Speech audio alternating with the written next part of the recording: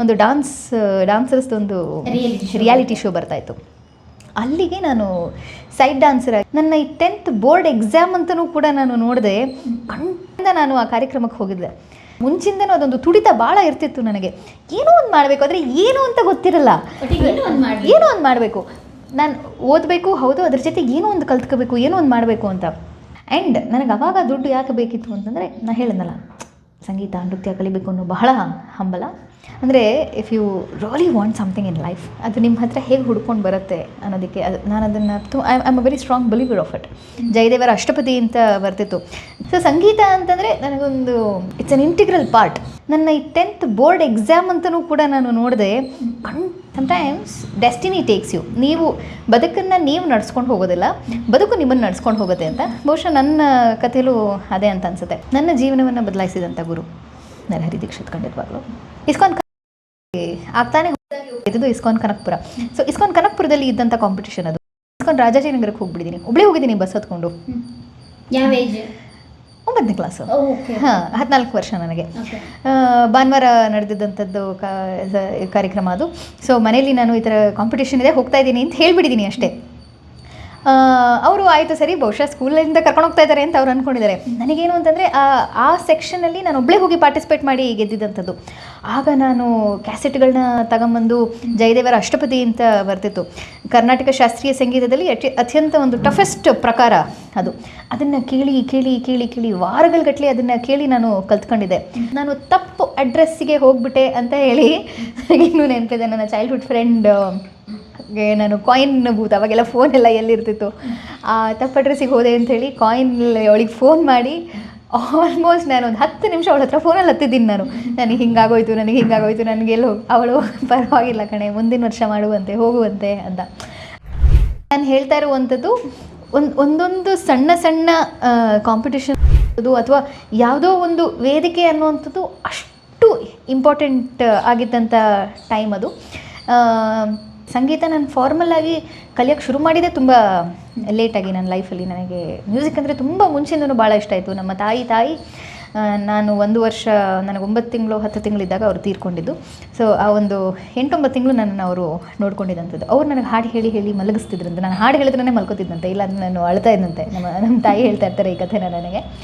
So ಸಂಗೀತ ಅಂತಂದರೆ ನನಗೊಂದು it's an integral part.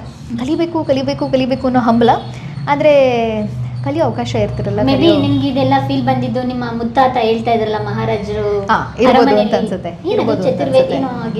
ಅಂದರೆ ಈಗ ನೀವು ಬಹುಶಃ ಪೌರೋಹಿತ್ಯ ಮಾಡಬೇಕು ಅಂತಂದರೆ ನಿಮಗೆ ವೇದದ ನೀವು ಪರಿಣಿತಿಯನ್ನು ಹೊಂದಿರಬೇಕಾಗತ್ತೆ.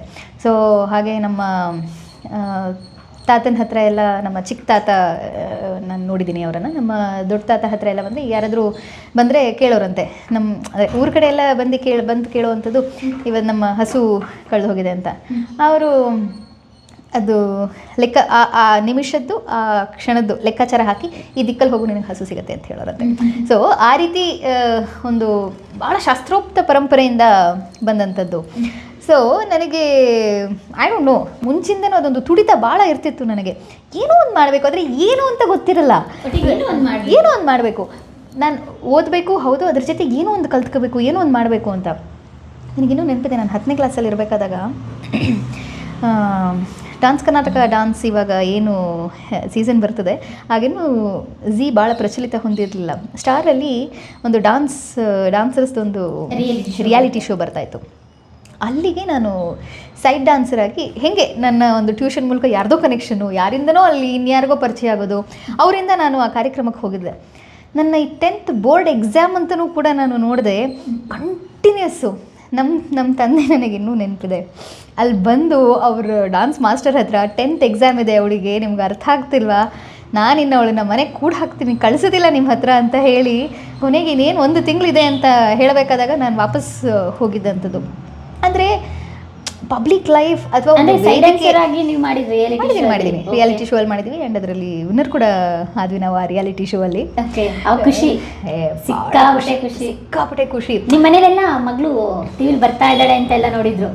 ಅಂದರೆ ಅಲ್ಲೆಲ್ಲೋ ಮೂಲೆಯಲ್ಲಿ ನಿಂತಿದ್ದೆ ನಾನು, ಖಂಡಿತವಾಗ್ಲೂ ಕಾಣಿಸಿರ್ಲಿಲ್ಲ ಅಂತ.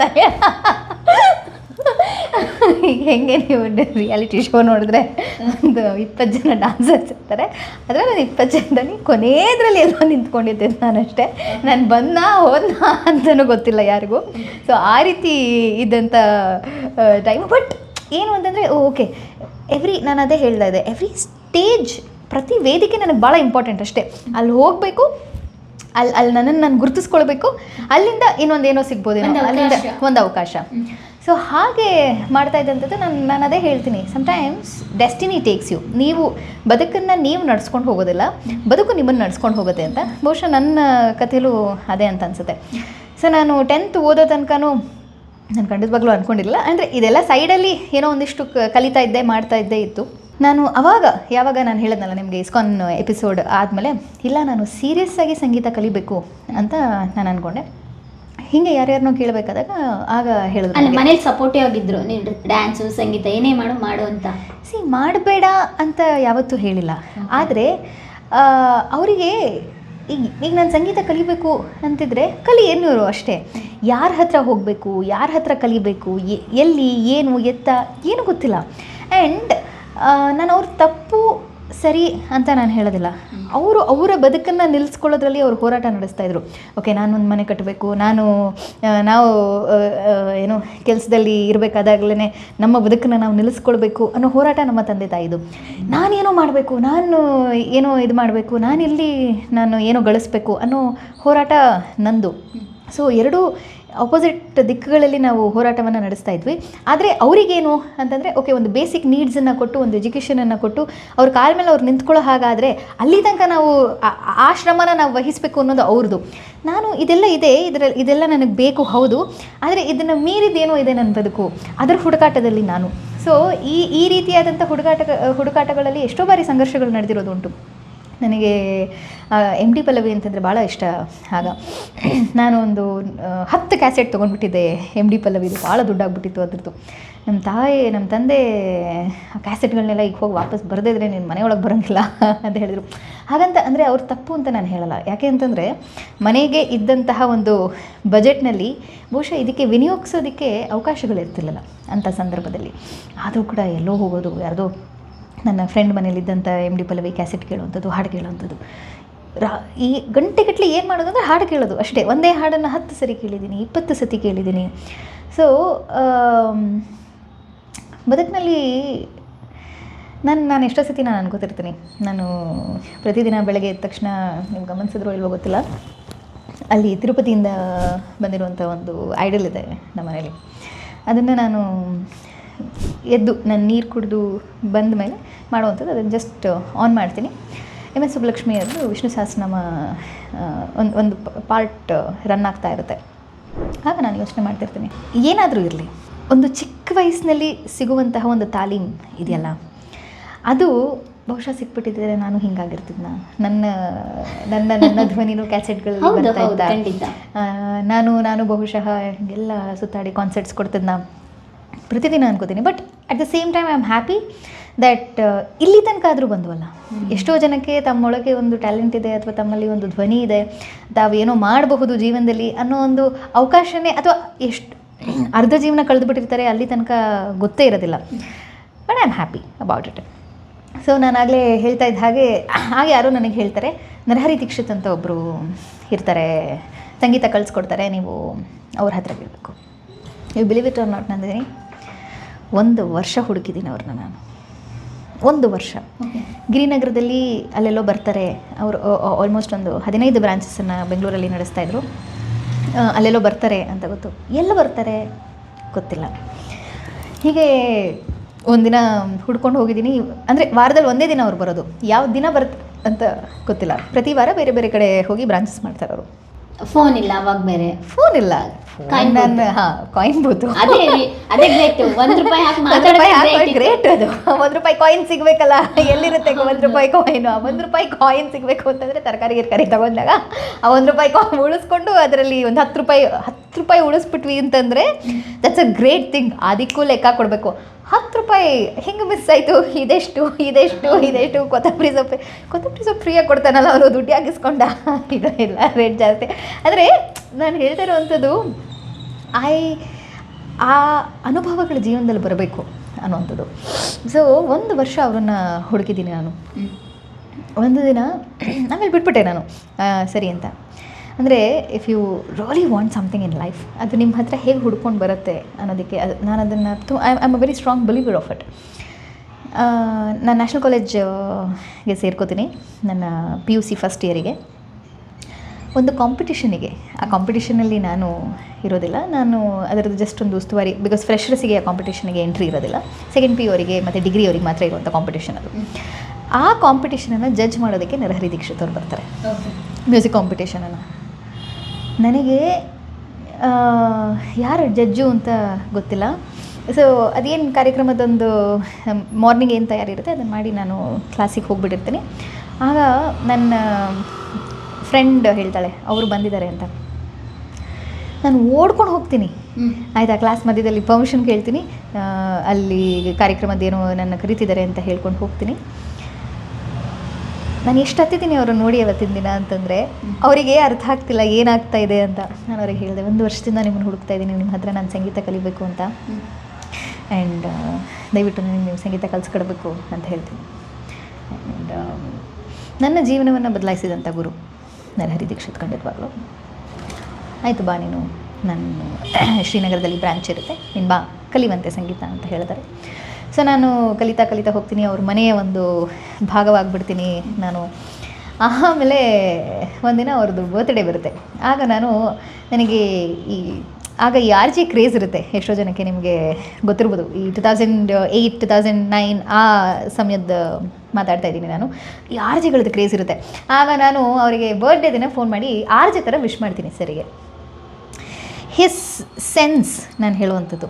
ಅವತ್ತು ಕೇಳಿದಂಥವ್ರು ನನಗೆ ಹೇಳ್ತಾರೆ, ನಿನ್ನಲ್ಲಿ ಏನೋ ಒಂದು ಟ್ಯಾಲೆಂಟ್ ಇದೆ, ನೀನು ವೇದಿಕೆ ಹತ್ತಬೇಕು, ನೀನು ನಿರೂಪಣೆ ಮಾಡಬೇಕು ಅಂತ ಹೇಳ್ತಾರೆ. ನಾನು ಸರ್ ನಾನಾ ಮಾಡುವಾಗತ್ತೆ ಅಂತ, ನಾನು ಏನು ತಮಾಷೆಗೆ ನಿರೂಪಣೆ ತಾನೇ ಮಾಡಿಬಿಡೋಣ. ಅದಕ್ಕಿಂತ ಮುಂಚೆ ಡಿಬೇಟ್ ಕಾಂಪಿಟೇಷನ್ಗಳಲ್ಲಿ ಇದರಲ್ಲಿ ಸ್ಕೂಲಲ್ಲಿ ಭಾಗವಹಿಸಿರ್ತೀನಿ. ಸ್ಟೇಜ್ ಫಿಯರ್ ಅನ್ನೋವಂಥದ್ದು ಇರಲ್ಲ. ನಂದಿನಿ ಕಾರ್ಯಕ್ರಮ ಮಾಡ್ತೀನಿ ಅಂದರೆ ಆ ವೇದಿಕೆನ ಯಾರ್ಯಾರು ಹತ್ತಿರೋರು ಅಂತ ನಾನು ಹೇಳ್ತೀನಿ. ಅಪರ್ಣ ಅಂಥವ್ರಾಗಿರಬಹುದು, ರಾಘವೇಂದ್ರ ಕಾಂಚನ್ ಅಂಥವ್ರಾಗಿರಬಹುದು, ಆ ರೀತಿಯಾದಂತಹ ಮೇರು ನಿರೂಪಕರು ಹತ್ತಿರುವಂತಹ ವೇದಿಕೆಗೆ ನನ್ನನ್ನು ನೀನು ನಿರೂಪಣೆ ಮಾಡಬೇಕು ಅಂತ ಒಂದು ಅವಕಾಶವನ್ನು ಕೊಡ್ತಾರೆ. ಮೈಕ್ ಕಿತ್ತು ಬಿಸಾಕಿ ನನ್ನನ್ನು ಸ್ಟೇಜಿಂದ ಇಳಿಸೋದೊಂದು ಬಾಕಿ. ಅಂದರೆ ನಾನು ಅಂದ್ಕೊಂಡಿದ್ದು ಏನು ಅಂತಂದರೆ, ಮಾತಾಡೋಕ್ಕೆ ಬಂದರೆ ಸಾಕು ನಿರೂಪಣೆ ಮಾಡಿಬಿಡಬಹುದು ಅಂತ ಅಂದ್ಕೊಳ್ತೀನಿ. ಇಲ್ಲ, ಆದರೆ ನಿರೂಪಣೆಗೆ ಅದರದ್ದೇ ಆದಂತಹ ಒಂದು ಗೌರವ ಇರುತ್ತೆ, ಅದರದ್ದೇ ಆದಂಥ ಒಂದು ಘನತೆ ಇರುತ್ತೆ, ಅದಕ್ಕೆ ಅದರದ್ದೇ ಆದಂತಹ ಒಂದು ತಯಾರಿ ಇರುತ್ತೆ ಅನ್ನುವಂಥದ್ದು ನನಗೆ ಅಲ್ಲಿ ತನಕ ಗೊತ್ತಿರೋದಿಲ್ಲ. ನಾನು ಆ ಕಾರ್ಯಕ್ರಮದಲ್ಲಿ ನಿರೂಪಣೆ ಮಾಡ್ತೀನಿ, ಇನ್ನದಾದ್ಮೇಲೆ ಮತ್ತೆ ನಾನು ಸ್ಟೇಜ್ ಹತ್ತಲ್ಲ ಅಂತ ಡಿಸೈಡ್ ಮಾಡ್ತೀನಿ. ಅಷ್ಟು ಬೆಸ್ಟ್ ಆಗಿತ್ತಾ? ಅಷ್ಟು ಬೆಸ್ಟ್ ಆಗಿತ್ತು ಅದು. ಬಂದವರೆಲ್ಲ ವಾಹ್ ಕ್ಯಾ ಬಾತೆ ನಿರೂಪಕರು ಅಂದರೆ ಹಿಂಗಿರಬೇಕು ಅಂತ ಹೇಳುವಂಥ ನಿರೂಪಣೆ ಅದು. ಕಿಡಿಂಗ್. ಸೊ ಆ ರೀತಿಯಾದಂಥ ಒಂದು ನಿರೂಪಣೆ ಮಾಡಿದ್ರ ಇಲ್ಲ, ಅವ್ರು ಬೈಲಿಲ್ಲ ನನಗೆ. ಫ್ರ್ಯಾಂಕ್ಲಿ ಸ್ಪೀಕಿಂಗ್, ಅವತ್ತಿನ ದಿನ ನಾನು ಸರ್ ಮುಖದಲ್ಲಿ ಒಂದು ಟೆನ್ಷನ್ ನೋಡಿದೆ. ಅಂದರೆ ವಾರ್ಷಿಕೋತ್ಸವ ಅದು ಮಾಡುವಂಥದ್ದು 2 ಕಾರ್ಯಕ್ರಮ ಮಾಡ್ತಾರೆ. ಒಂದು ತುಂಬ ಮೇಯ್ನ್ ಸ್ಟೇಜಲ್ಲಿ ದೊಡ್ಡದಾಗಿ ಮಾಡ್ತಾರೆ. ಅದರಲ್ಲಿ ಆಬ್ವಿಯಸ್ಲಿ ನಾನು ಹೇಳ್ದಂಗೆ ಅಪರ್ಣ, ಶಂಕರ್ ಪ್ರಕಾಶ್ ಇಂಥ ಮೇರು ನಿರೂಪಕರು ಬರ್ತಾರೆ. ಇನ್ನೊಂದು ಸಬ್ ಸ್ಟೇಜ್ ಮಾಡಿದಾಗ ಅಲ್ಲೂ ಕೂಡ ಸ್ವಾತಿ ಚಂದ್ರಶೇಖರ್ ಅಂತ ನಿರೂಪಕರು ಬರ್ತಿರ್ಲಿಲ್ಲ, ಒಳ್ಳೆಯ ನಿರೂಪಕರೇ ಬರ್ತಾಯಿದ್ದಿದ್ದು. ಸೊ ಆ ಸ್ಟೇಜಿಗೆ ಅವರಿಗೆ ಅಂದರೆ ನನಗೆ HS ವೆಂಕಟೇಶ್ ಮೂರ್ತಿ ಅಂತ ಅನಿಸುತ್ತೆ, ಬಹುಶಃ ಅವತ್ತಿನ ದಿನ ಕಾರ್ಯಕ್ರಮಕ್ಕೆ ಗೆಸ್ಟಾಗಿ ಬಂದಿದ್ದಂಥದ್ದು. ಸೊ ಅಂಥವ್ರ ಮುಂದೆ ಎಲ್ಲ ಒಂದು ಕಾರ್ಯಕ್ರಮನ ನಿಲ್ಲಿಸೋದೇ ಒಂದು ನಿರೂಪಣೆ ಅನ್ನುವಂಥದ್ದು ನನಗೆ ಅಲ್ಲಿ ತನಕ ನನಗೆ ಗೊತ್ತಿರಲಿಲ್ಲ. ಸೊ ಗೆಸ್ಟ್ ಬರ್ತಾರೆ, ವೆಲ್ಕಮ್ ಮಾಡೋದು, ವೆಲ್ಕಮ್ ಮಾಡೋದು, ಈ ಹಾಡು ಇವ್ರು ಹೇಳ್ತಾರೆ, ಈ ಹಾಡು ಇವ್ರು ಹೇಳ್ತಾರೆ ಅಂತ ಹೇಳುವಂಥದ್ದು, ಮೊಮೆಂಟ್ ಹೊಸ್ಕೊಟ್ರೆ ಇವ್ರ ಹೆಸರು ಕರೆಯುವಂಥದ್ದು ಅಷ್ಟೇ ನನಗೆ ಗೊತ್ತಿರೋ ನಿರೂಪಣೆ ಅಂತಂದರೆ. ಬಟ್ ಅದಾದ ನಂತರದಲ್ಲಿ ನಾನು ಸರ್ ಮುಖದಲ್ಲಿ ಒಂದು ಟೆನ್ಷನ್ ನೋಡ್ತೀನಿ. ಅವತ್ತು ನಾನು ಡಿಸೈಡ್ ಮಾಡ್ತೀನಿ, ಇಲ್ಲ ನಾನು ಮತ್ತೆ ವೇದಿಕೆ ಹತ್ತೋದಿಲ್ಲ ಅಂತ. ಬಟ್ ಮಾರನೇ ದಿನ ನನ್ನನ್ನು ಕರೆದು ಮಾತಾಡಿದ್ರು. ಇಟ್ಸ್ ಓಕೆ, ಶುರು ಮಾಡಿದ್ಯಾ, ಆದರೆ ಇದನ್ನು ನಿಲ್ಲಿಸಬಾರ್ದು. ನೀನು ಮುಂದಿನ ವರ್ಷ ವಾರ್ಷಿಕೋತ್ಸವದಷ್ಟೊತ್ತಿಗೆ ನೀನು ಮತ್ತೆ ಸ್ಟೇಜ್ ಹತ್ತಬೇಕು ಅಂತ. ಬಹುಶಃ ಅವತ್ತು ಅವರು ನನ್ನನ್ನು ಯಾಕೆ ಹೀಗೆ ಮಾಡಿದೆ ನೀನು ಅಂತ ಹೇಳಿಬಿಟ್ಟಿದ್ದರೆ ಬಹುಶಃ ಸ್ವಾತಿ ಚಂದ್ರಶೇಖರ್ಲಿ ತನಕ ಬರ್ತಿರಲಿಲ್ಲ ಅಂತ ಅನ್ಸುತ್ತೆ. ಸೊ ಅವತ್ತು ಅವರು ಹೇಳಿದ ಮಾತು ನನಗೆ ಭಾಳ ನಾಡ್ತು. ಹೇಗಾದರೂ ಮಾಡಿ ಮತ್ತೆ ನಾನು ಆ ಸ್ಟೇಜ್ ಹತ್ತಬೇಕು ಅಂತ ಅಂದ್ಕೊಂಡೆ. ಬಟ್ ಮುಂದಿನ ವರ್ಷ ನಾನು ಹೋಗೋಕ್ಕಾಗಲಿಲ್ಲ, ಬಿಕಾಸ್ ಸೆಕೆಂಡ್ PU ಎಕ್ಸಾಮ್ಸ್ ಟೈಮಲ್ಲಿ ಕಾರ್ಯಕ್ರಮ ಆಯಿತು. ಆದರೆ ಡಿಗ್ರಿ ಫಸ್ಟ್ ಇಯರಲ್ಲಿ ನಾನು ಕಾರ್ಯಕ್ರಮ ನಿರೂಪಣೆ ಮಾಡಿದೆ. ಆದರೆ ಅವತ್ತು ಅವ್ರು ನನಗೆ ಕೊಟ್ಟಿದ್ದಂಥ ಕಾನ್ಫಿಡೆನ್ಸ್, ಅದಾದ ನಂತರದಲ್ಲಿ ನಾನು ಒಂದು ಕಾರ್ಯಕ್ರಮಕ್ಕೆ ಹೋಗ್ತೀನಿ. ಆ ಕಾರ್ಯಕ್ರಮ ಏನು ಅಂತಂದರೆ, ಈಗ ಹೇಗೆ ಮೊಮೆಂಟೋಸ್ ಕೊಡೋದಕ್ಕೆ ದೊಡ್ಡ ದೊಡ್ಡ ವೇದಿಕೆಯಲ್ಲಿ ಸರ್ಕಾರಿ ಕಾರ್ಯಕ್ರಮಗಳಲ್ಲಿ ಹೆಣ್ಮಕ್ಳು ಆ ಮೊಮೆಂಟೋಸ್ನ ತೊಗೊಂಡು ಬರ್ತಾರೆ, ನೀವು ನೋಡಿರ್ತೀರಿ. ಸೊ ನಾನೊಂದು ಕಾರ್ಯಕ್ರಮಕ್ಕೆ ಆ ಮೊಮೆಂಟೋ ಕೊಡೋದಕ್ಕೆ ಅಂತ ನಾನು ಹೋಗಿದ್ದೆ. ಅಲ್ಲಿ ಬ್ಯಾಕ್ಗ್ರೌಂಡ್ ಅಂದರೆ ನಿಮಗೆ ಒಟ್ಟಿಗೆ ಕಾರ್ಯಕ್ರಮಕ್ಕೆ ಹೋಗ್ಬೇಕಷ್ಟೇ, ಯಾವುದೋ ಕಾರ್ಯಕ್ರಮಕ್ಕೆ ಕರೆದ್ರು ನಾನು ಹೋದೆ ಅಷ್ಟೇ. ಆ್ಯಂಕರಿಂಗ್ ಇದೆ ಅಥವಾ ಮೊಮೆಂಟೈಸ್ ಕೊಡೋದಕ್ಕೆ ಕರಿತಾ ಇದ್ದಾರೆ, ಆ ಥರ ಏನು ಹೆಲ್ಪಿಗೆ ಅಂತ ಕರೆದಿದ್ರು, ಕಾರ್ಯಕ್ರಮಕ್ಕೆ ಹೋದೆ. ಸೊ ನಾನು ಪರಿಚಯಸ್ತ್ರ ಕಾರ್ಯಕ್ರಮ ಅಂತ ನಾನು ಹೋದೆ. ಅದಾದಮೇಲೆ ಅವ್ರು ನನ್ನ ಕೈಗೆ 1000 ರೂಪಾಯಿ ಇಟ್ಟರು. ನಾನು ನನ್ನ ಜೀವನದಲ್ಲಿ ಕಂಡಂಥ ಮೊದಲನೇ ಪೇಮೆಂಟ್ ಅದು 2010ರಲ್ಲಿ. Then I realised, okay, I can study also earn. And ನನಗೆ ಅವಾಗ ದುಡ್ಡು ಯಾಕೆ ಬೇಕಿತ್ತು ಅಂತಂದರೆ, ನಾನು ಹೇಳಿದ್ನಲ್ಲ, ಸಂಗೀತ ನೃತ್ಯ ಕಲಿಬೇಕು ಅನ್ನೋ ಬಹಳ ಹಂಬಲ. ಸೊ ಯಾಕೆ ನನ್ನ ಒಂದು ತಯಾರಿಯನ್ನು ಅಥವಾ ನನಗೆ ಬೇಕಾಗಿರುವಂಥ ತಾಲೀಮನ್ನು ನಾನು ಸಂಪಾದನೆ ಮಾಡಿಕೊಂಡೇ ಮಾಡಬಾರ್ದು ಅಂತ ನನಗೆ ಅನಿಸಿದಂಥದ್ದು. ಸೊ ಸೆಕೆಂಡ್ PU ಮುಗಿಯುತ್ತೆ, ಡಿಗ್ರಿಗೆ ಬರ್ತೀನಿ. ಡಿಗ್ರಿಗೆ ಬಂದಮೇಲೆ ಅದೊಂದು ದೊಡ್ಡ ಸಾಗರ. ನಾನು ಡಿಸೈಡ್ ಮಾಡ್ತೀನಿ, ನಾನು ಇಂಜಿನಿಯರಿಂಗ್ ಮಾಡೋದಿಲ್ಲ ಅಂತ ಹೇಳಿ. ನಾನು ಎಲೆಕ್ಟ್ರಾನಿಕ್ಸ್ ತೊಗೊಂಡಿದ್ದು ನನ್ನ PUCಯಲ್ಲಿ. ನಮ್ಮ ಮನೇಲಿ ಎಲ್ಲರೂ ಕೂಡ ನನ್ನ ಜನ್ರೇಷನ್ ಎಲ್ಲರೂ ಇಂಜಿನಿಯರ್ಸೇ. ನಮ್ಮ ಮನೇಲಿ ನನ್ನ ಕಸಿನ್ಸ್ ಎಲ್ಲರೂ ಕೂಡ ನಾನು ಡಿಸೈಡ್ ಮಾಡ್ತೀನಿ ಇಂಜಿನಿಯರಿಂಗ್ ಮಾಡಲ್ಲ ನಾನು ಅಂತ. ಎಲ್ಲರೂ ಶಾಕ್ ಆಗ್ಬಿಡ್ತಾರೆ. ಅಂದರೆ ನಮ್ಮ ಫ್ಯಾಮಿಲಿಯಲ್ಲಿ ಒಂಥರ ಅದು ರುಚಿಯಲ್ ಥರ, ನೀ ಏನು ಮಾಡ್ತೀಯ ಅಂತಂದರೆ ಇಂಜಿನಿಯರಿಂಗ್ ಮಾಡ್ತೀಯಾ ಅಂತ. ನಮ್ಮ ತಾಯಿ ಮನೆ ಕಡೆ ಎಲ್ಲರೂ ಇಂಜಿನಿಯರಿಂಗ್ ಮಾಡಲ್ವಾ ಆ್ಯಂಡ್ BSc ಮಾಡ್ತಾಯಿದ್ದೀನಿ ಅಂತಂದರೆ ಏನೋ ಒಂದು ಡಿಗ್ರಿ ಇದ್ದರೆ ಏನೋ ಒಂದು ಕಳಪೆ ಮಾಡ್ತಾಯಿದ್ದಾಳೆ ಇವಳು ಅನ್ನೋ ಥರ. ಆಗ ನಾನು ಇಲ್ಲ, ಒಂದಂತೂ ನನಗೆ ಆಗ ರಿಯಲೈಸ್ ಆಗಿರುತ್ತೆ, ಇಂಜಿನಿಯರಿಂಗ್ ಕಾಲೇಜಸ್ ಯಾವುದೂ ಕೂಡ ಬೆಂಗಳೂರಿಗೆ ಹತ್ತಿರ ಇರೋವಂಥದ್ದಲ್ಲ, ಔಟ್ಸ್ಕಟ್ಸ್ ಇರುವಂಥದ್ದು. ನಾನು ಬೆಳಗ್ಗೆ ಹೋದರೆ ಬರೋವಂಥದ್ದೇ ಸಂಜೆ 7-8 ಗಂಟೆ ಆಗುತ್ತೆ. ಸೊ ನಾನು ನನ್ನ ಸಂಗೀತಕ್ಕೂ ನನ್ನ ನೃತ್ಯಕ್ಕೂ ನಾನು ಸಮಯ ಕೊಡೋದಕ್ಕೆ ಸಾಧ್ಯ ಇಲ್ಲ. ನಾನು ಇದರಲ್ಲಿ ತೊಡಗಿಸ್ಕೊಳ್ಬೇಕು ಅಂತಂದರೆ ನಾನು BSc ಮಾಡಬೇಕು ಅಂತ. ಸೊ BScಗೆ ನಾನು ಜೈನ್ ಕಾಲೇಜಲ್ಲಿ ನಾನೇ ಹೋಗ್ತೀನಿ, ಅಡ್ಮಿಷನ್ ಮಾಡ್ತೀನಿ. ಅಲ್ಲಿಂದ ಬಹುಶಃ ನನ್ನ ಬದುಕಿನ ಭಾಗ್ಯದ ಬಾಗಿಲು ತೆಗೀತು ಅಂತ ನಾನು ಅಂದ್ಕೊಂಡಿದ್ದೀನಿ. ಕಾರ್ಯಕ್ರಮ ಫ್ರೆಷರ್ಸ್ ಫೆಸ್ಟ್ ಅಂತೆಲ್ಲ ಮಾಡ್ತಾರೆ ಜೈನ್ ಕಾಲೇಜಲ್ಲಿ. ಜೈನ್ ಕಾಲೇಜ್ ಅಂತಂದರೆ ಅದು ಒಂದು ತಳಕು, ಒಂದು ಬೆಳಕು, ಒಂದು ನೀವು you can achieve anything in Jain college ಅಂತ. ಒಂದು ಕಡೆ ನಿಮಗೆ ಮಿಸ್ ಇಂಡಿಯಾ ಕಂಟೆಸ್ಟ್ ಮಾಡುವಂಥವ್ರು, ಮಿಸ್ ಕರ್ನಾಟಕ ಕಂಟೆಸ್ಟ್ ಮಾಡುವಂಥವ್ರು ಆ ಒಂದು ಸೆಕ್ಷನ್ ಜೈನ್ ಕಾಲೇಜಲ್ಲಿ ಓದ್ತಾ ಇರುತ್ತೆ. ಇನ್ನೊಂದು ಕಡೆ ಪಂಕಜ್ ಅಡ್ವಾನಿ ಅನ್ನುವಂತಹ ದೊಡ್ಡ ಸ್ಪೋರ್ಟ್ಸ್ ಅಚೀವರ್ಸ್ ಜೈನ್ ಕಾಲೇಜಲ್ಲಿ ಓದ್ತಾ ಇರ್ತಾರೆ. ಮತ್ತೊಂದು ಕಡೆ ಇನ್ನೇನು ಇಸ್ರಾಗೆ ನಾಸಾಗೆ ಇವ್ರುಗಳೇ ಸೈಂಟಿಸ್ಟ್ ಆಗಿ ಹೋಗುವಂಥ ಒಂದು ವರ್ಗ ಓದ್ತಾ ಇರುತ್ತೆ. ಮತ್ತೊಂದು ಕಡೆ ಇವತ್ತಿನ ದಿನ ನೀವು ನನ್ನ ಜನ್ರೇಷನಲ್ಲಿರುವಂಥ ಎಷ್ಟೋ ಜನ ಮ್ಯೂಸಿಷಿಯನ್ಸನ್ನು ನೀವು ನೋಡಿದ್ರೆ ಅವರೆಲ್ಲರೂ ಕೂಡ ಜೈನ್ ಪ್ರಾಡಕ್ಟು.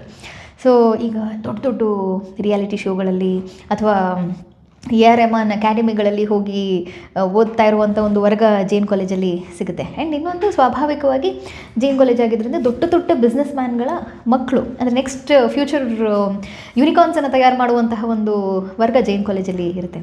ಸೊ ಅಂಥ ಜೈನ್ ಕಾಲೇಜಿಗೆ ನನಗೆ ಹೋಗಿದ ತಕ್ಷಣ ನನಗೆ ಏನೋ ಒಂದು ನಾನು ಎಲ್ಲೋ ಬಂದುಬಿಟ್ಟಿದ್ದೀನಿ ಜೀವನದಲ್ಲಿ, ಎಷ್ಟೋ ಎತ್ತರಕ್ಕೆ ನಾನು ಹೋಗಿ ನಿಂತ್ಕೊಂಡ್ಬಿಟ್ಟಿದ್ದೀನಿ. ಯಾಕೆಂದರೆ ಅಷ್ಟು ಎಕ್ಸ್ಪೋಜರು, ಆ ತಳುಕು, ಆ ಬಳುಕು. ಆ್ಯಂಡ್ ಅಲ್ಲಿ ತನಕ ಬಸವನಗುಡಿಯಲ್ಲಿ ಇದ್ದಂಥ ನನಗೆ ಒಂದು ಜೈನ್ ಕಾಲೇಜು, ಆ ಒಂದು MG ರೋಡ್ ಕಲ್ಚರು, ಒಂದು ಬ್ರಿಗೇಡ್ ರೋಡ್ ಕಲ್ಚರು ನನಗೆ ಅಲ್ಲಿಂದ ಪರಿಚಯ ಆಗ್ತಾ ಹೋಗುತ್ತೆ. ಆ್ಯಂಡ್ ಆಲ್ಸೋ ಟು ಮೆನ್ಷನ್, ಎಷ್ಟೋ ಜನ ಯುವ ರಾಜಕಾರಣಿಗಳನ್ನು ತಯಾರು ಮಾಡಿರುವಂಥದ್ದು ಈ ಜೈನು, ಕ್ರೈಸ್ಟು, ಜೋಸೆಫ್ಸು ಇಂಥ ಕಾಲೇಜುಗಳು ಕೂಡ. ಅನ್ವೇಷಣಾ ಅಂತ ಒಂದು ಫ್ರೆಷರ್ಸ್ ಫೆಸ್ಟ್ ನಡೆಯುತ್ತೆ. ಅಲ್ಲಿ ನಾವೆಲ್ಲ ಸೇರಿ ಒಂದು AR ರೆಹಮಾನ್ ಮೆಡ್ಲಿ ಮಾಡ್ತೀವಿ. ಒಂದು ಫುಲ್ ಕಾಲೇಜ್ ಕ್ವೀನ್ ಅನ್ನೋ ಥರ ನಾನು ಅಲ್ಲಿ ಪ್ರೊಜೆಕ್ಟ್ ಆಗ್ತೀನಿ ನನ್ನ ಹಾಡಿನ ಮೂಲಕ.